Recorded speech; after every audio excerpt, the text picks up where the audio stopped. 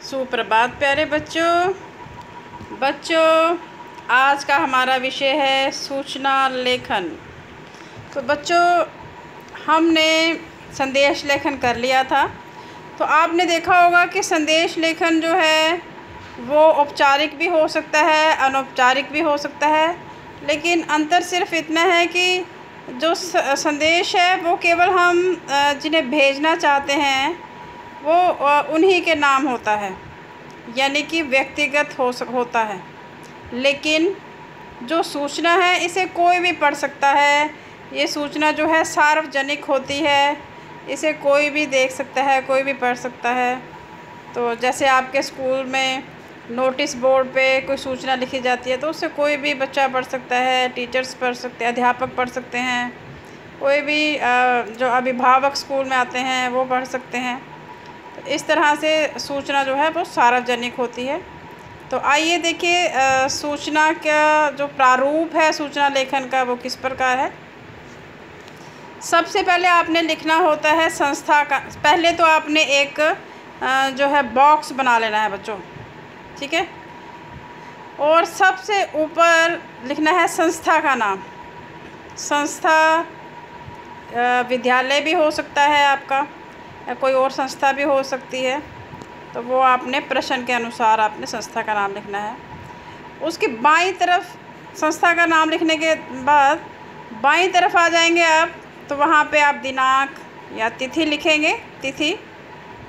और उसके बिल्कुल केंद्र में यानी कि सेंटर में आपने लिखना है सूचना, शब्द लिखना है सूचना।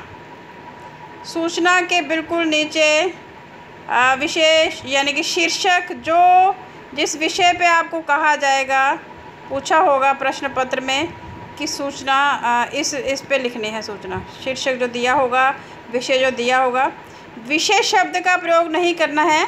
जो आपको विषय दिया होगा केवल वही लिखना है आपने। फिर आपने आ जाना है अपने मुख्य सूचना पर, जो आप संदेश देना चाहते हैं, जो सूचना आप बच्चों को या किसी को देना चाहते हैं, जो प्रश्न पत्र में आपको पत्र में पूछी गई है।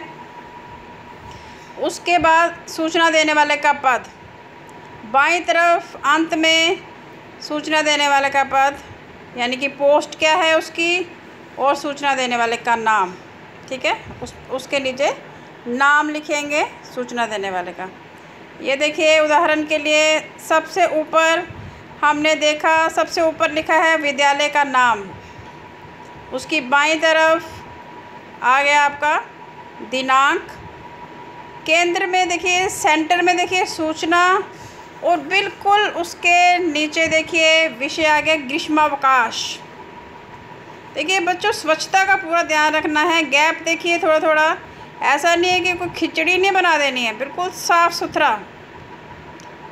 प्रारूप का ध्यान देना है आपने।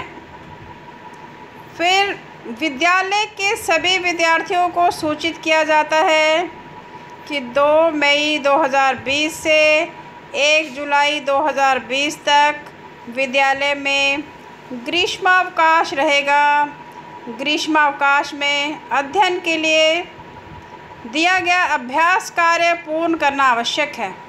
2 जुलाई 2020 को विद्यालय पुनः खुलेगा।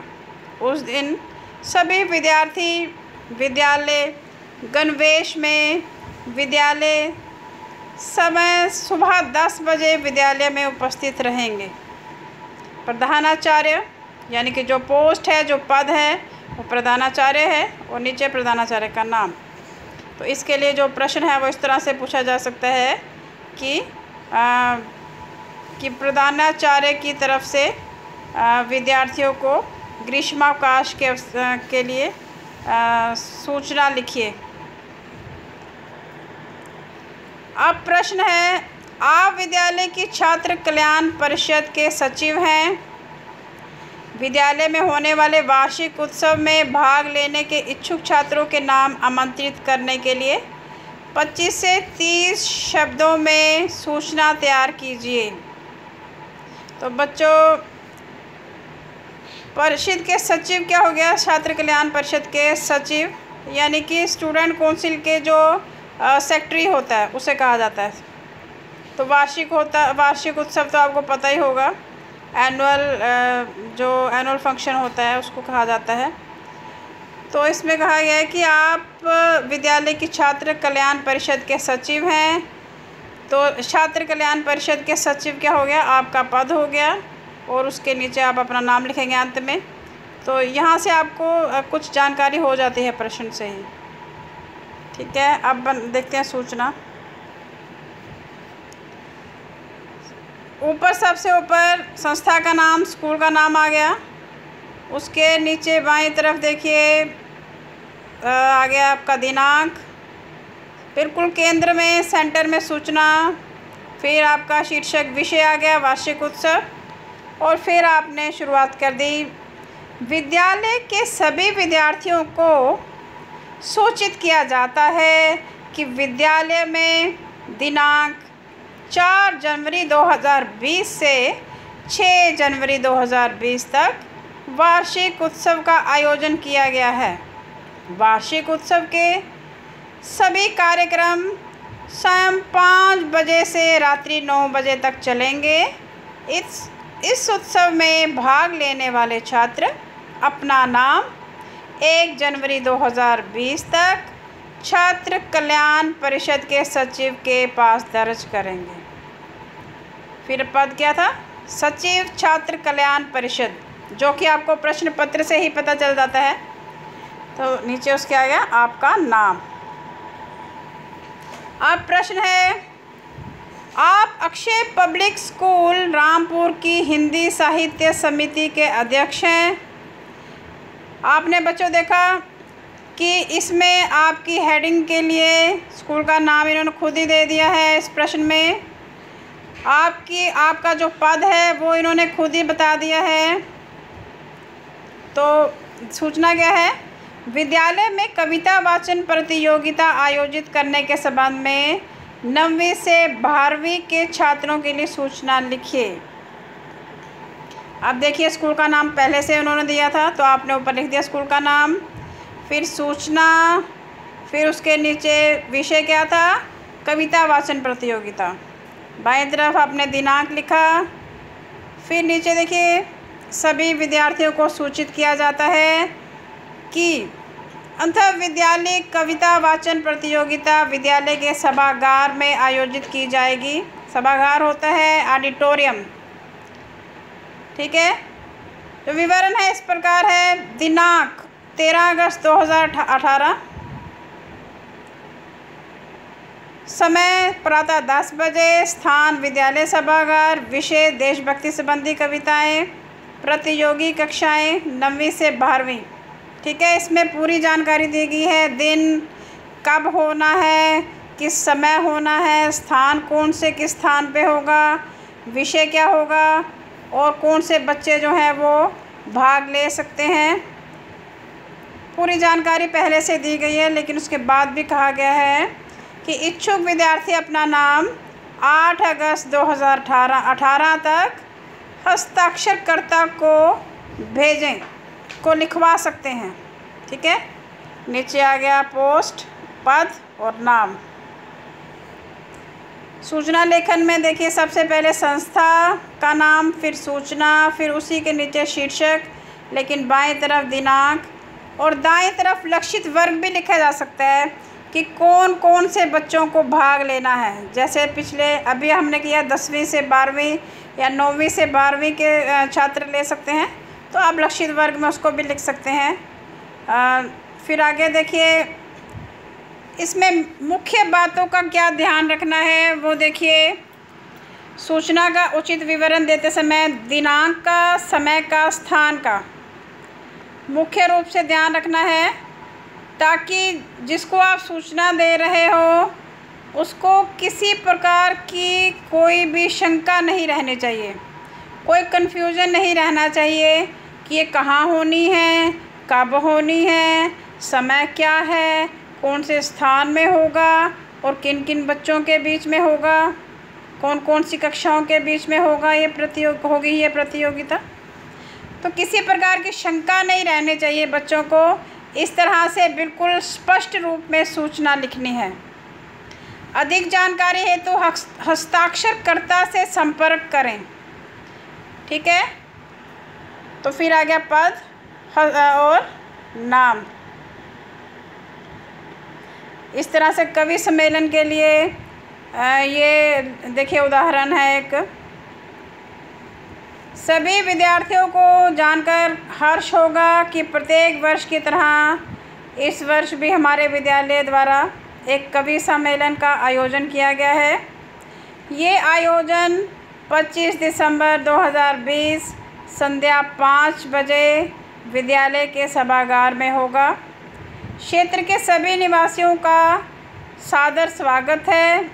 कृपया प्रवेश के लिए अपना पहचान पत्र अवश्य साथ में लाएं। ठीक है, नीचे पद और पता। नाम, पद और नाम। बच्चों पद नाम तो देना ही देना है, अगर आवश्यक हो तो पता लिखना है। अक्सर नहीं होता पता, लेकिन कई बार सूचना के अनुसार कोई सूचना ऐसी भी दी जा सकती है जिसमें पता लिखने की आवश्यकता पड़ जाए। तो बहुत सारी सूचनाएं ऐसी भी होती हैं, जैसे ये सूचना देखिए, कुत्ता गुम गया है अगर, तो उसमें तो आप पता दोगे ही, नहीं तो आपका कुत्ता कौन पहुंचाने आएगा। ठीक है ना, आपकी कोई चीज़ गुम गई है तो आपको पता तो देना ही होगा। तो आपने सूचना के मुताबिक उसको ध्यान में रखते हुए आपने देखना है कि यहाँ पते की ज़रूरत है कि नहीं, यहाँ फ़ोन नंबर की ज़रूरत है कि नहीं। ठीक है, वैसे तो जो हेडिंग होती है उसमें संस्था का नाम होता ही होता है, लेकिन कुछ सूचनाएं ऐसी भी होती हैं जिसमें पता, फ़ोन नंबर लिखने की आवश्यकता भी होती है। तो वो अपनी समझ के अनुसार आपने देखना है कि किस में ज़रूरत है किस में नहीं। अब देखिए,